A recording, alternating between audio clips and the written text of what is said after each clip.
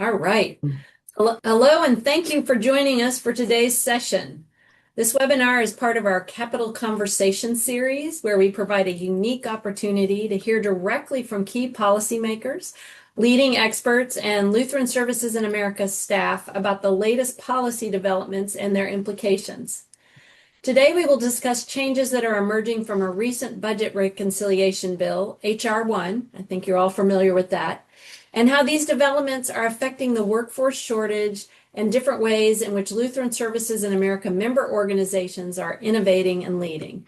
We will hear from Stephanie Badger, who serves as Vice President of the Nichols Group on behalf of the Healthcare Workforce Coalition, and Amanda Mead, Director of Workforce Policy at Leading Age. We are thankful they have joined us to bring a valuable national lens to these issues, offering insight into emerging policy trends and what they mean for our sector. We'll also hear from two members of our Lutheran Services in America network, Barb Shepard and Don Barhorst, about how their multi-state organizations are navigating the current landscape. But first, I'll turn it over to Bill to provide a framework for our discussion today.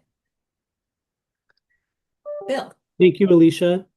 And thank you all for joining us for today's session. We want this to be an interactive session, so please feel free to enter your questions in the chat box at any point. But before we formally begin, we'd like to ask you to complete a one-question poll to help us gauge everyone's level of knowledge on the subject today. And the question is, would you rate your current understanding of the state of implementation of H.R. 1 and the current legislation being considered by Congress related to workforce?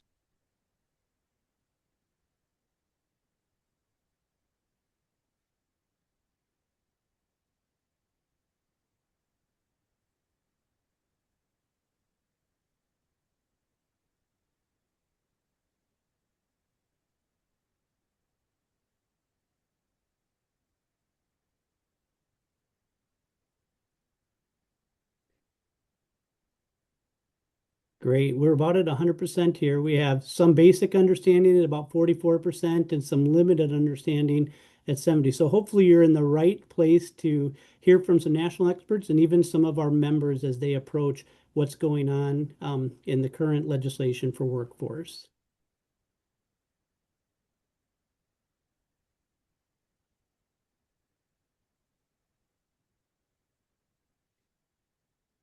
All right. I'm going to give a quick update on the current policy update on what's happening in DC. And so, as many of you know, after 43 days, the longest federal government shutdown in U.S. history had officially ended. President Donald Trump had signed a bipartisan spending package last Wednesday to reopen the government following a close House vote and then later passed on to the Senate to passage on Monday. What we thought might be of interest of our LSA members is that there is funding. What was passed in that in the interim there is funding for community health centers, the National Health Service Corporation, and teaching health centers that educate graduate and medical students.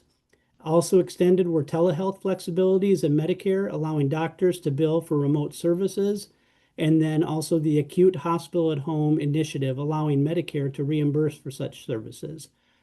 The Senate passage of this bill was enabled by 7 Democrats and 1 independent joining the Republicans. While all the signals point towards progress, the Affordable Care Act subsidy extension remains unresolved at this time. Another thing we just wanted to lift up is that we just recently had heard that President Trump's administration release of COC funding noticeably drastically cuts funding for permanent housing, putting possible of 170,000 people at risk for homelessness. At this time, what we understand, this would really include limits on 30% of permanent housing, and we will provide some additional information in our upcoming capital conversation about that legislation. In exciting news, we're excited to launch and share that we are starting to promote our 2026 policy priorities. And with those priorities, we're here, the 3 priorities are really around, here we stand for people. We want to make sure that we have the ability to increase access to care for people that we support. We also want to strengthen our workforce, which is a topic of our conversation today, for accessibility and quality care, to strengthen the healthcare and the direct support professionals of our workforce, and then advancing housing and health to advance affordable housing solutions for all. Um, Kylie has provided a link in our chat group that kind of goes into more detail and shows the one-pagers, which you're welcome to use in conversations with your congressional staff about the three priorities that we're lifting up.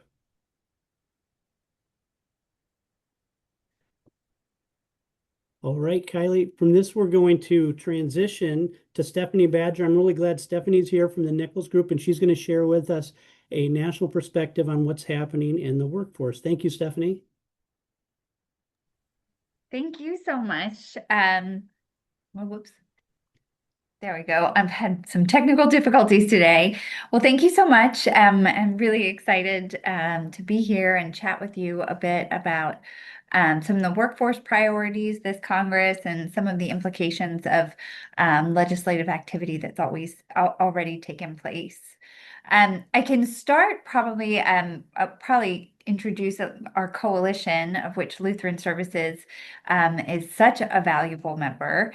But we at the Nichols Group, we help manage a group called the Healthcare Workforce Coalition. And our coalition really came together. It's been about, I think, probably about 2 years now that we've been operating. But we came together. We really saw kind of a need in the community. We had so many siloed voices talking about, and experiencing the same issues with workforce.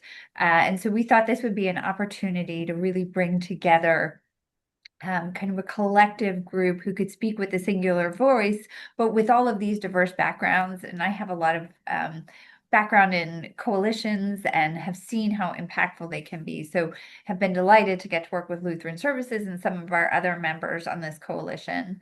And what we did is we coalesced, just as a little bit of background around kind of, we saw this issue of workforce as something of a three-legged stool, where there were three distinct areas that really, we saw as impacting workforce.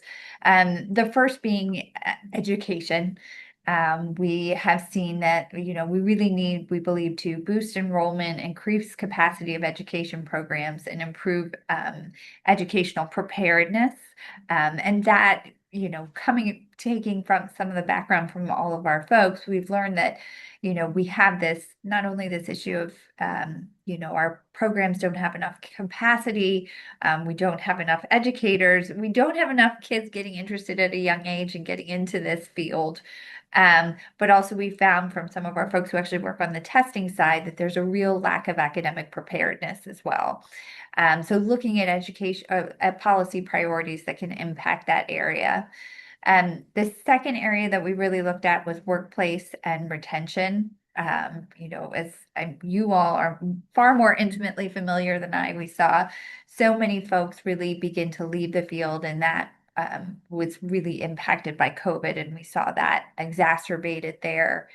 And so looking at policy priorities that help us retain workers by making the workplace a safer, more enjoyable place to be, and just helping, relieve some of the burden on our providers. And then the final bucket, which I won't get too much into because I know our next speaker will be talking about it, that we've talked about, is really that international, what we call the international piece, or immigration, and raising awareness of the critical supports provided by our international clinicians and nurses in the U.S. through targeted legislative and policy solutions. So that's kind of a little bit on who we are and what we're working on. And I thought maybe we could transition into first some of the workforce legislation that's out there, particularly those that we at the coalition have been advocating for. Because there are a lot of good stuff, and this could go on forever, but we only have 10 minutes, so I'll focus on a few pieces. The first is the Save Healthcare Workers Act. That bill is sponsored this Congress by Senators Hyde, Smith, and King. It had been Senator Rubio last Congress, but obviously he is no longer a senator. And so that bill is really in response to what we've seen is this increase in workplace violence in so many fields. But within the healthcare field, it has really dramatically increased since COVID-19. Our folks have looked at some studies. 44% of RNs say they've experienced physical violence, and 68% have experienced some sort of verbal abuse during the pandemic. More than 80% of those in emergency departments reported that the rate of violence has increased. So this is a pretty simple bill, and it mirrors a lot of what's been done in other areas, such as with flight attendants. It just subjects anyone who knowingly assaults a hospital employee or contractor with real criminal penalties. And it also strengthens the capacity of hospitals to enhance security systems and coordinate with law enforcement. It establishes a grant program there. So this is a great bill that we've been working with. There's occasionally we've seen on the Hill, there's occasionally some pushback about why do we need a federal law for this when state laws, apply. And we point to those areas like the flight attendants that where they have those federal protections, and we just want our healthcare workforce to have those same protections. We had to get a new Republican lead, but we've actually kind of built up our co-sponsor list. And we'll continue to advocate for this and look for pathways to move that as well. The other bill that we've been working on is the Train More Nurses Act, and this kind of falls more under our education bucket.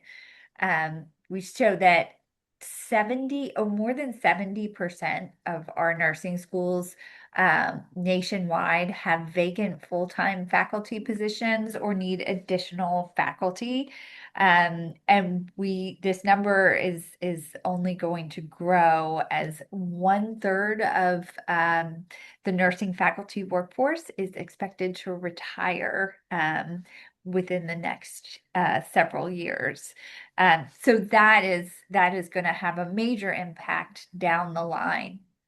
And so the Train More Nurses Act, which is in the House, it's sponsored by Representatives Nunn of Iowa and Representative Lee of Nevada, and in the Senate by Senator Jackie Rosen, also from Nevada, and Senator Susan Collins of Maine. And this has been one that we've kind of gained a lot of traction with, and there's a lot of interest within Congress on this issue. And Susan Collins and Jackie Rosen, particularly, all of our sponsors, but are so active on this bill and really committed to it. It basically directs the Secretary of HHS to look at nursing grant programs and find opportunities to increase faculty at those schools. It enables nurses with more than 10 years of clinical experience to become faculty at schools of nursing. And it just strengthens those existing existing pathways for nurses.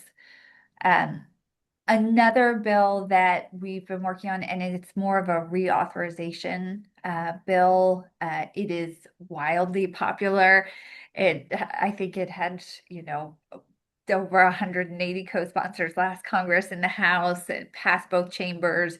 It was actually attached to the end of year funding bill last year, but then as other controversial provisions got stripped out, they just stripped so many things out. So we're back again on the Dr. Lorna Breen Healthcare Provider Protection Act. Many of you may recall Dr. Breen tragically took her own life during the COVID-19 pandemic, and her family and several others have been very active in working to set up this fund that allocates over, I think it was since its passage, it's funded, there's been over $103 million for 44 organizations to implement strategies to help support the mental health of providers within hospital systems and other locations. It's an important bill, one that has broad support in Congress. I don't think there's any real opposition to it. I think the big issue is really just finding that vehicle. As you all know, this is a challenging Congress sometimes to get things done in. So, but we remain hopeful that this is something that could potentially move. And I won't get too much into it, but with an end of the year, if there's some sort of extenders package or something like that, that it could ride along with. And the final piece on kind of the Healthcare Workforce Coalition's priorities that I won't get too into because I know it segues into our next speaker, but it's the Healthcare Workforce Resilience Act. And that gets into more of that immigration piece. But I know also wanted to kind of talk just really briefly about some of the implications of HR one big beautiful bill, OB3, whatever you call it.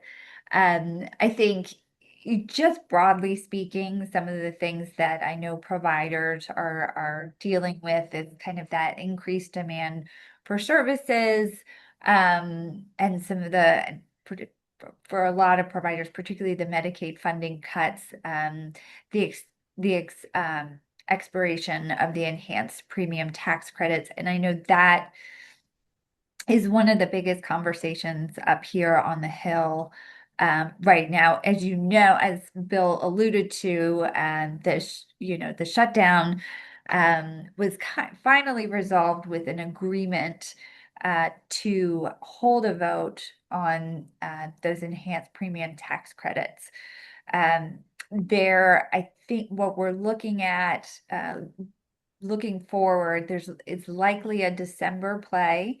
And our understanding is that there will be two bills offered, Democratic, which I think would be more of a clean extension, and then a Republican alternative.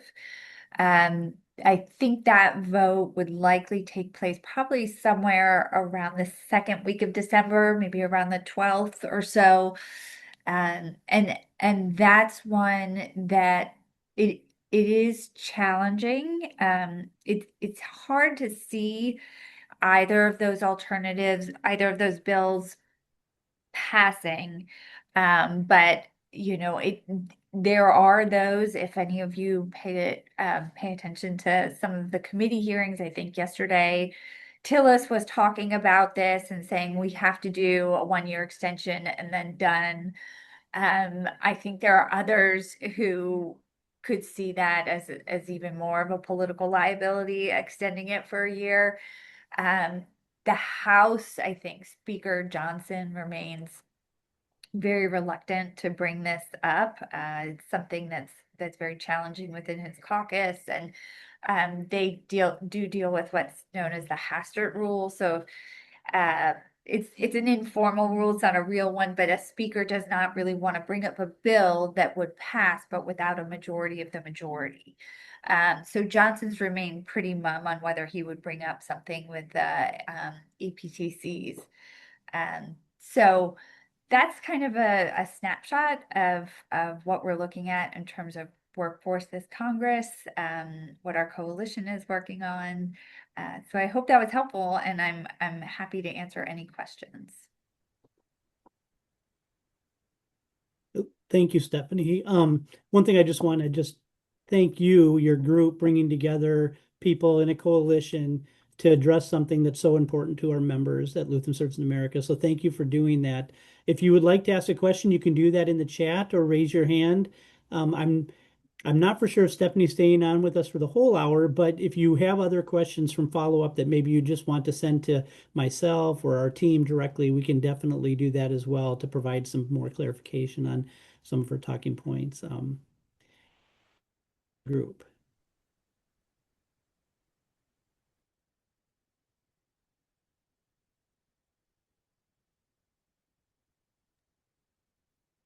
And I don't see any in the chat. Bill, Linda- there's a question from Briar about is there room to address Being healthcare here and- workforce visas?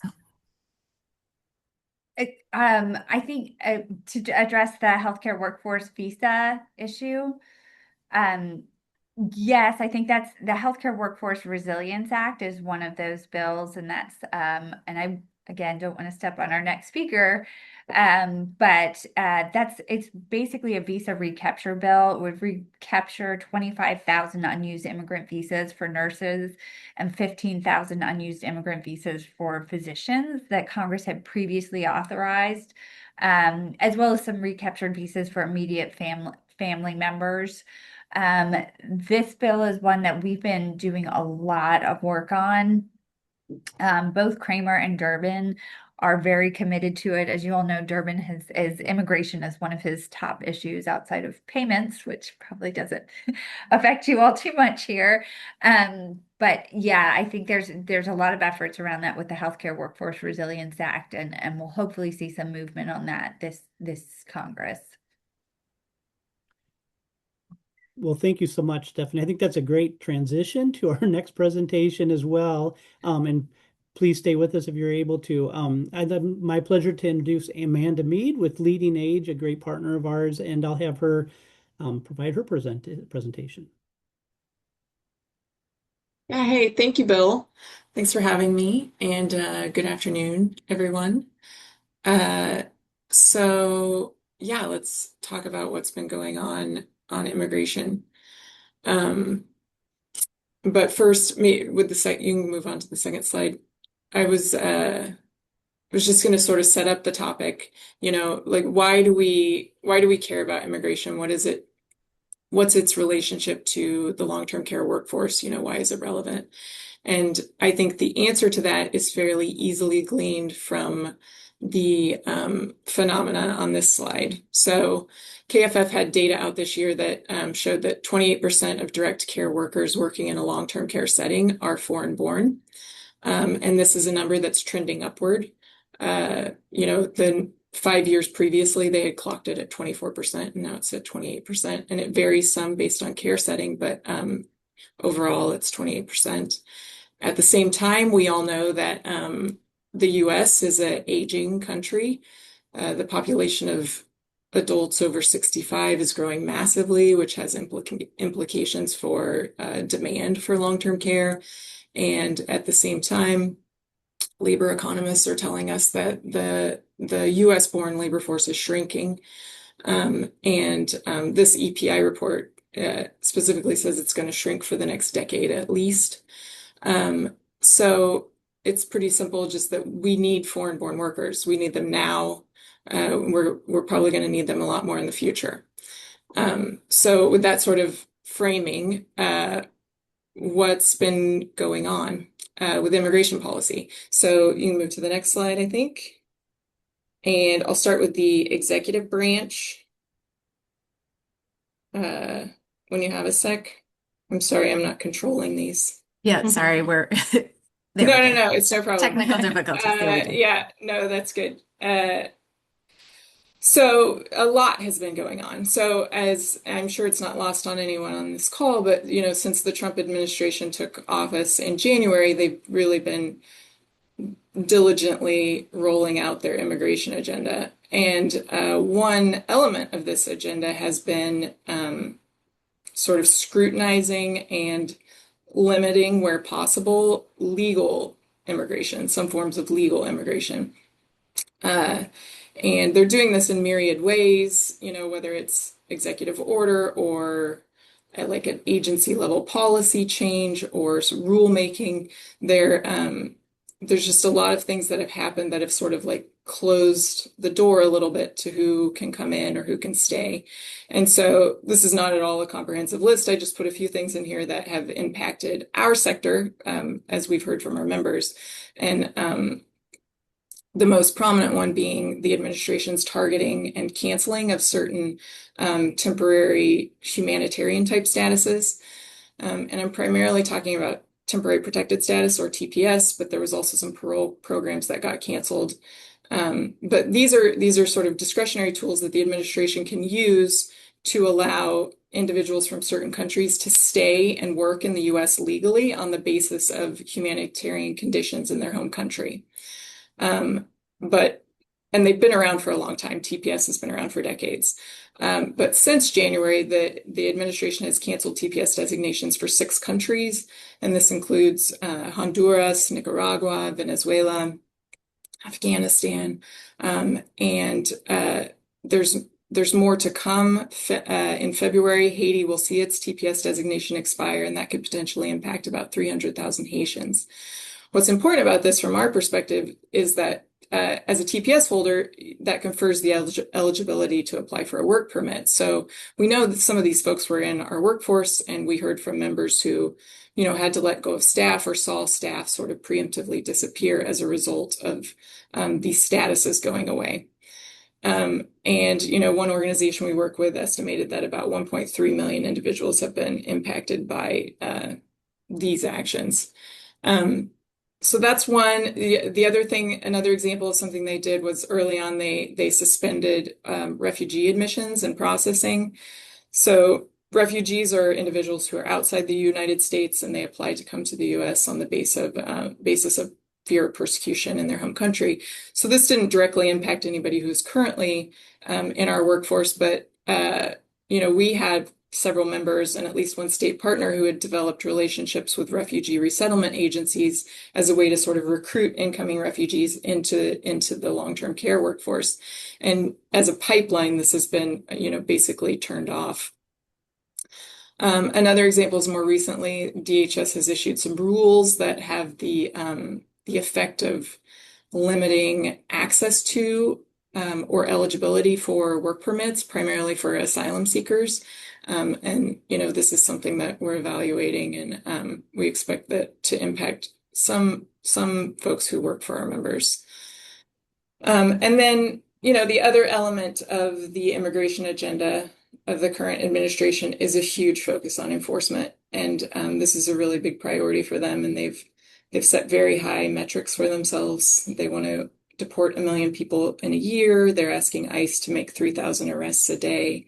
And it's just a really high priority. And then HR 1, the budget reconciliation bill, has also infused, the effort with about $170 billion more dollars that primarily go to ICE and to Border Protection, which are the lead agencies on immigration enforcement.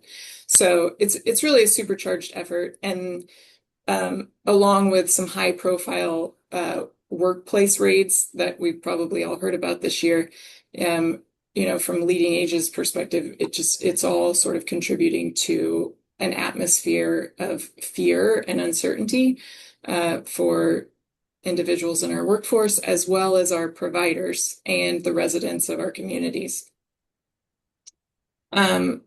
So I think I'll move on there, if you don't mind, to the next slide. So moving on to Congress. So what can Congress do on immigration? They certainly have a role to play. Our immigration laws are some 30 years out of date. And, through the lens of workforce, this means that a lot of the employment-based pathways are really disconnected from current labor market realities, and caps are too low, and there aren't pathways for the positions we really need. So there's a lot that could be done. And we find in our office, our visits with Hill offices, that, on the merits from the perspective of employers, that it's easy to sell this idea that current immigration policy and outdated immigration laws are really hurting employers. But there's just still huge obstacles to finding sort of the will or the momentum to move anything. But these are, I've listed 3 bills here that we like. These are all bipartisan. They're all pending in the current Congress. They're not new, but they have current versions pending, and they would all bolster our workforce in various ways. So the first is the Dignity Act. This is a really big bill. It's an aim at comprehensive immigration reform, but its sort of hallmark is this dignity program, which would offer a way. It's sort of a serious attempt to do something about the 13 to 14 million undocumented immigrants that are in the US right now. So it would offer them a way to have a stable status and a work permit, for long-term undocumented immigrants who haven't committed crimes.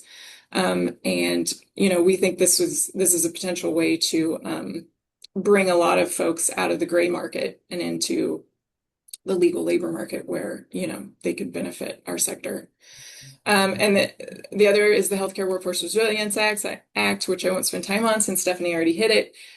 The upshot of this bill, like she said, it's a visa recapture bill, is a lot of our members use an employment-based green card called an EB-3 to recruit nurses from abroad. And because the cap on how many of those visas can be issued in a year is far lower than the demand for those visas, there's a backlog that's built up. And so recruiting nurses in this way is like a 2 to 3 year effort. So by sort of infusing this process with these recaptured visas, it would significantly reduce that backlog, or maybe eliminate it, at least in the short term. And then the last one that we like is called the Essential Workers for Economic Advancement Act. And this bill would create a whole new visa. It would be a temporary worker visa called an H-2C, and it would be available to individuals who can work in non-ag, non-seasonal, and non-degreed positions. So anything that takes less than a 4-year degree. They'd be issued in 3-year terms and can be renewed twice. So, someone could potentially come to the US and work for 9 years on this visa. And we like it because, positions that we hear from our members are increasingly difficult to fill are nurse assistants and home health aides, personal care aides, and they would probably be a good fit for this. It sort of plugs a gap that's in our current guest worker program that doesn't really have a good visa for our sector and other sectors that rely on these sort of non-degreed positions that aren't seasonal. That's the other one. And then in the interest of time, I'll just wrap up there. I think that's all the time Bill gave me, and take any questions if you have them. Thank you, Amanda. Again, I appreciate your partnership with both Lutheran Services, but also I know you're a large partner with many of our members, so thank you for your time. If there are any questions, you can raise your hand and put those out there. Or if you have one in the chat, Amanda would be glad to answer that. There was a question in the chat from our previous presentation about recent changes to the definition of a professional degree, and Stephanie put an answer in there. Stephanie, if you wanted to comment on that really quickly, or... Yeah, I don't have too much additional information. I don't know if this exclusion was, intentional or what have you, but we are expecting a notice of proposed rulemaking in the coming weeks. And I know a number of folks, including likely the Healthcare Workforce Coalition, will be submitting comments and reaching out. And several of our members have issued statements on this as well. And one thing I would just note, we were following this a little bit too. It seems like it impacts graduate level work on nursing. So not necessarily a BSN, but candidates maybe for a master's or a doctor of nurse practice would lose their loan eligibility, is how we were understanding it, if that's helpful. Thank you. Amanda, I do have one comment, and then you can answer it as a question. I didn't mean to put you on the spot with this one, but I just had recently read an article where President Trump and the administration had just made a comment recently saying that he said the United States must allow skilled foreign workers into highly skilled foreign workers. And I wonder if in his mind or in the administration's mind, if you have any inkling that they're including nursing or skilled caregivers that might be in our field. But I just had read that, so I can state that as a comment, or you could take that as a question. No, I think my understanding of that, he's getting hit pretty hard with their action on imposing a $100,000 fee on the H-1B visa. So I think he's referring to that when he's making those comments, but I wouldn't speculate on what's happening necessarily in his head, but I think he's talking about it in the context of that. And H-1Bs are temporary worker visas for individuals in specialty occupations, and they're famously used by the tech industry. And so my best guess is that that's what he has on his mind when he's talking about that. Thank you. Thank you. If there aren't any other questions, we will transition to our next thing. Thank you, Amanda. And thank you. Stephanie.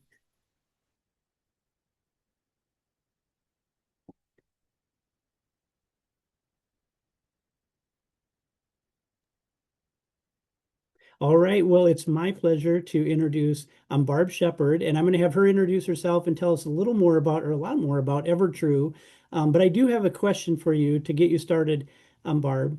At Evertrue, assuring that you have staff to serve your mission is critical. Can you share a few strategies through your introduction that you are focused on to make sure you have applicants in the pipeline and keeping staff once they are hired? Right, Bill, great question. Let me begin by introducing myself. I am Barb Shepherd with Evertrue. We are based in Missouri and Pennsylvania. We've got 12 life plan communities, affordable housing. We have home and community-based services. We call it Anywhere Care Services. And we have about 3,500 employees, soon to have about 4,000 because we announced yesterday an affiliation that is in the works. So we're really excited about that. And as we continue to grow, we are leaning into really our mission, and that is older adults living life to the fullest. And that commitment to our mission is really an important part of our strategy because our team members lean into that, and it's getting that match in alignment with our culture that has allowed us to continue with great retention. I just looked at the numbers for the last 12 months. When we get over 90 days of employment, our retention is 90% of our workforce. And part of what we do with that is making sure that we've got a competitive package of benefits and wages that we offer. It includes continuing education. We've got scholarship and other items like that. And we measure our cultural fit. We just recently did our values survey, and that is aligning, making sure our team members are aligned with the values and the mission of the organization. And we're really pleased to report that even with growth, we continue to be above the industry. We continue to be above others who are taking this survey. And so we're really pleased that our work and our efforts are paying off. So, it is that focus that has allowed us to be successful. But we know we've got an opportunity when we look at our employment in the first 90 days. And that is where we are seeing turnover. And we are committed to a project where we're really going to dig deep into the data and what is that telling us. Things like looking at, who is the TA specialist, who is making the offer, what days are we losing our candidates, when are we losing our employees, and looking at doing geomapping. Is it a particular area that our candidates are not a fit? Doing focus groups of people who are staying, focus groups of people who are not staying, because we know there's no silver bullet there, but we do see if we can bend this curve, that's a real opportunity for us to allow other people to have the great experience that the rest of our workforce is having. Earlier this year, we got to celebrate one of our team members at Lenore Woods, who's 50 years as a cook. And you don't see that very often. We've got over 100 of our employees that have 25 years or more of service with the organization. And we really want to build on that experience to be able to share that with others as well. So I'll turn it back to you, Bill. Yeah, well, thank you, Barb. That was really, I'm sure people have a lot of questions about those things because I think celebrate that once you get them past 90 days, they stay. And in our conversations leading in this, you gave a lot of insight to that and you shared some of the strategies that you're looking at that. I'm kind of curious, like in the conversations you're having in those focus groups, are you finding out reasons why they're staying, but also have you done anything differently in these initial, I know you're kind of in the initial part of some of these, but have you started some different strategies that you've implemented that maybe are reinforcing the reason they're staying?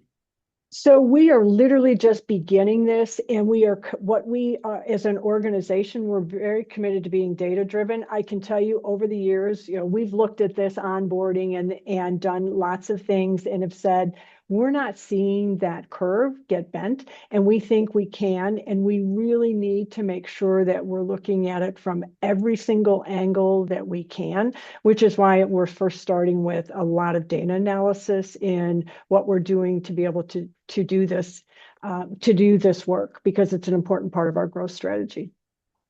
Great. Thank you. There was a question from the chat here. Mhm. It said, you said you define, could you share how you defined retention? And you mentioned after 90 days, 90% retention.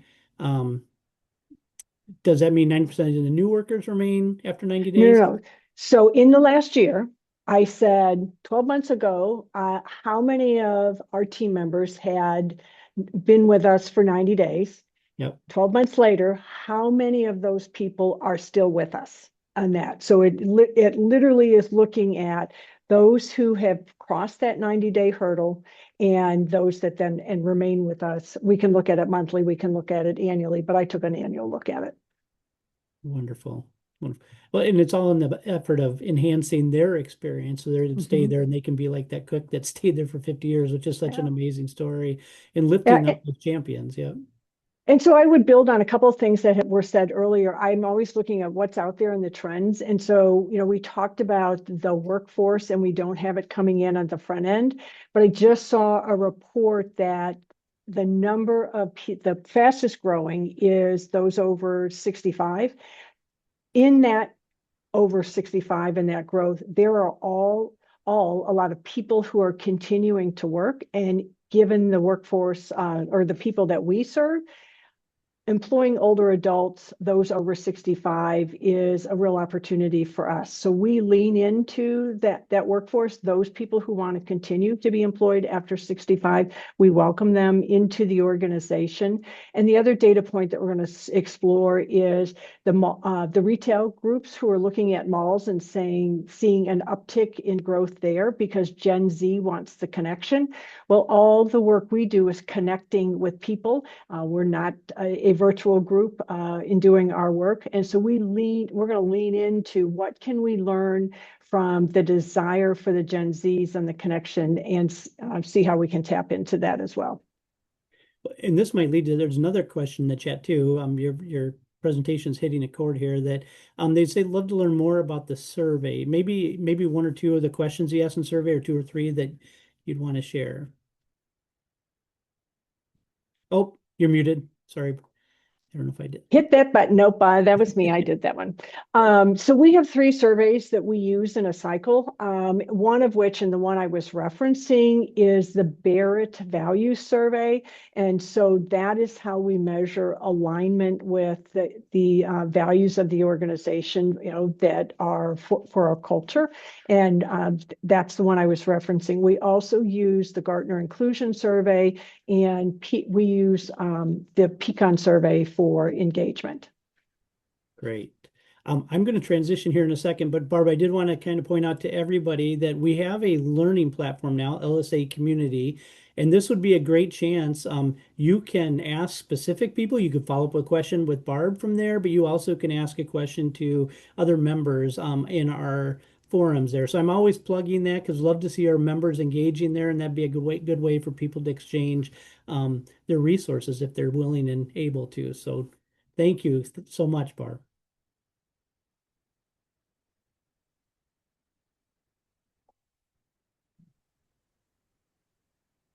And next we have Don Barnhorst from GraceWorks. Hi, Don. How are you?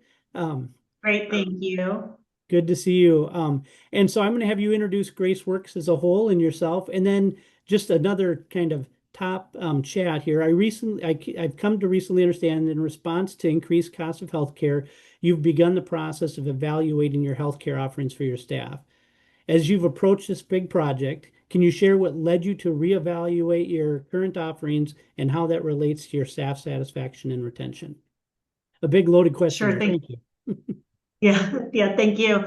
So hello, everyone. I'm Dawn Barhorst with GraceWorks Lutheran Services, where we currently serve adults in Ohio, Kentucky, and Indiana in a continuing care retirement community, through home health care, in 18 affordable housing communities, and through serving adults with developmental disabilities in 46 locations.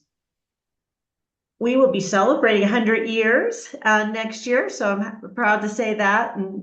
But key to our ability to deliver our brand commitment of faithful caring is our nearly 1,200 employees.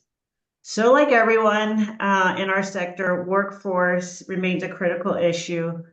And there's many ways to attract and retain talent. As Barb said, we wish we could find the silver bullet. We don't have it. But benefits is one of those elements to attract and retain. However, the spend continues to rise. And there's reports of the largest increases occurring with renewals right now. You may have heard that in the news. You may be experiencing yourself with your organization. But before I go on and tell you about what we're doing about that, interestingly, I don't want to forget, we also celebrated an employee of 50 years.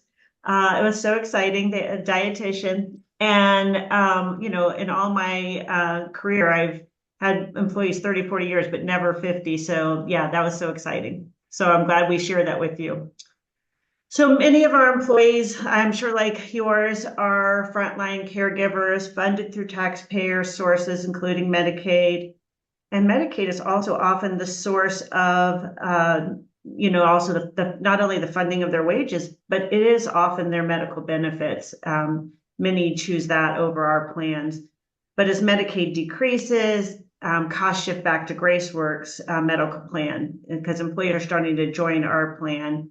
We currently have 500 employees that are using our plan. That's costing us $8 million annually. But in addition to the, again, the Medicaid shift, even with the Medicare decreases and tightening up, every time Medicaid or Medicare makes a change, the healthcare providers just find another place to get the money, and the biggest place is employers. So we really have no choice but to explore ways to make sure that our health plans are affordable to our employees. So we've explored a lot of different things. As those benefits increase at a higher rate, or faster rate than wages are increasing. We've done things like with a pharmacy benefit manager. We've explored collaboratives. But today I'm sharing one specific strategy that we're exploring, and that is an ICHRA. ICHRA is an individual coverage health reimbursement arrangement. ICHRA is an opportunity for employers to allow employees to choose a plan in the marketplace. Essentially, instead of our employees on one company specific plan or plans, we actually offer 3. They're all the same network, but it's PPO versus high deductible plan. Employees would be able to go out and make independent choices on the marketplace.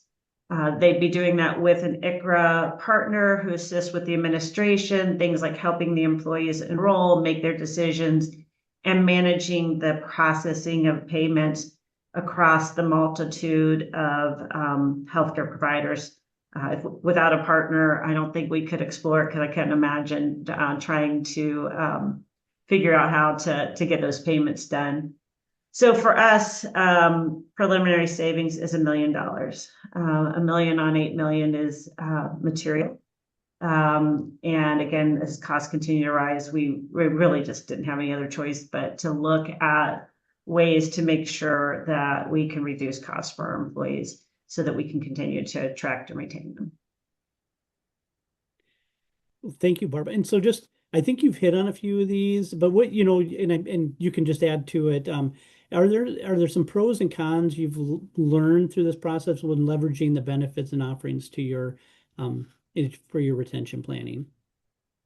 Yeah, I'd love to share those because I think it's one of those things that as we started exploring, they became critical to our decision making. I mean, the obvious pro is the savings to not only GraceWorks, but to the employee themselves in terms of lower premiums. The multitude of choice and options when I went out and piloted this, I was able to find a plan that was more affordable and had better coverage.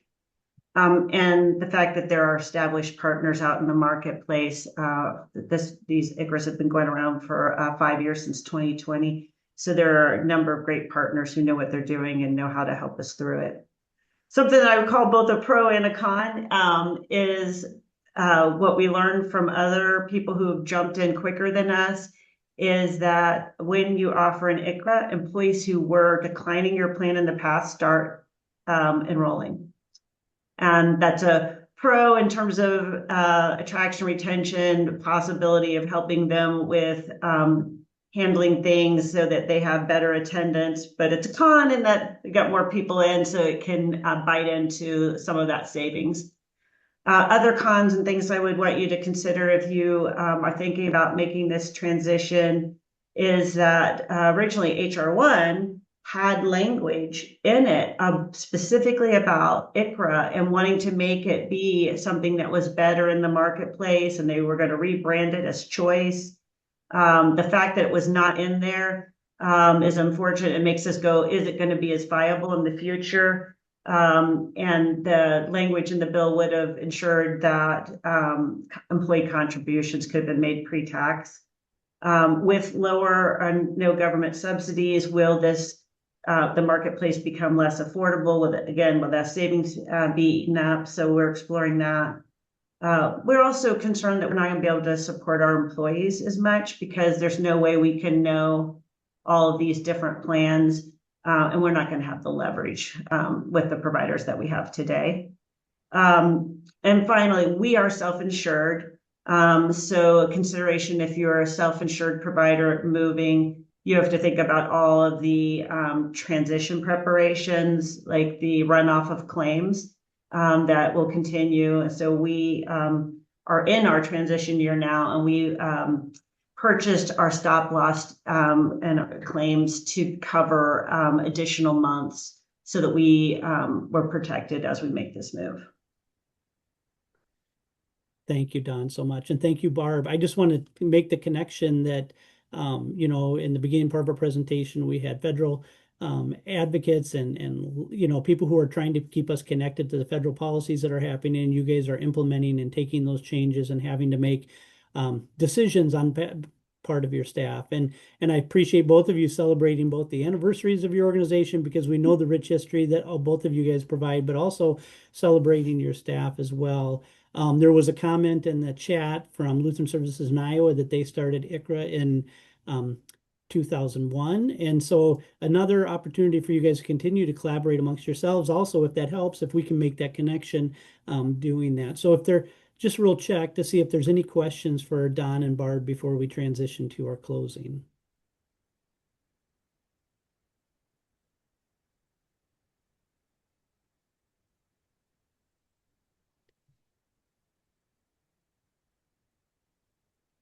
All right. Well, we will be sending out our information about the presentation, your guys' presentation. So I'm sure there will maybe be some individual follow-ups from your guys' lengthy, or not lengthy, but informative presentation. And I know I made you guys do that in a very short amount of time. I know our conversations were longer, so I know you have a lot more to share as well. So thank you so much for joining us today. So before we close out, we want to have you guys answer the question that we asked in the beginning: is your understanding of state implementation of HR1 current legislation being considered? How have you learned a little more from today? And it looks like we're growing a little bit, but we'll see some more people fill out the survey.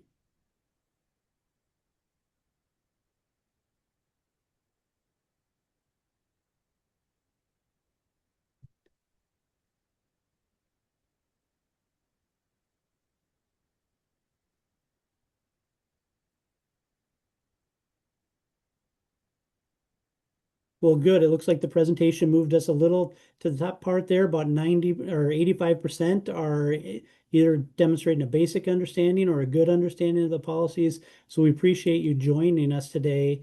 I just want to remind people that we have another capital conversation coming up on December 18th.